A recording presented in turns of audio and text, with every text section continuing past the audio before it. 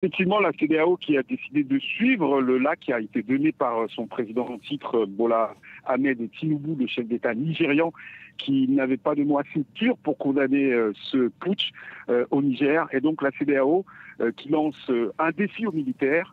Elle va leur imposer un blocus économique pour les faire plier. Et surtout, Bola Tinubu, dans ses mots préliminaires, avait parlé de situation de prise d'otage à l'encontre de Mohamed Bazoum et de sa famille et de ses collaborateurs. Ce sont des mots très forts. On n'a pas l'habitude d'entendre dans ce niveau diplomatique ce registre de langage.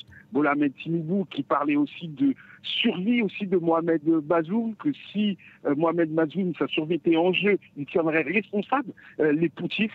Donc la CEDEAO qui suit son président en titre et qui impose un bras de fer à la junte qui est actuellement à Niamey. Et la CEDEAO est suivie par l'UEMOA, puisque un sommet de l'UEMOA s'est déroulé juste avant ce sommet de la CEDEAO.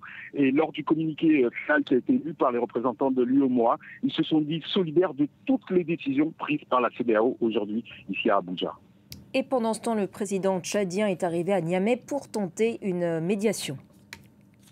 Effectivement, Bola Ahmed Tinubu a déclaré qu'il avait envoyé Mahamat Déby pour assurer une médiation et démarrer des pourparlers avec les putschistes à Niamey.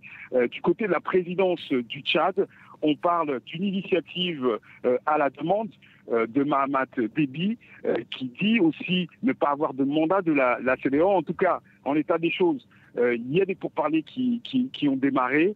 La CEDEAO aussi, qui, dans son communiqué final, a dit qu'une réunion d'urgence de tous ces chefs d'état-major allait être lancée très rapidement et qu'on allait demander à ces chefs d'état-major d'établir un plan d'action, peut-être pour l'usage de la force. On n'en est pas encore là, mais en tout cas, la CEDEAO ne s'interdit rien. Et en tout cas, on est monté de plusieurs crans dans la tension entre la CEDEAO et le Niger aujourd'hui, à l'issue de ce sommet extraordinaire de la CEDEAO.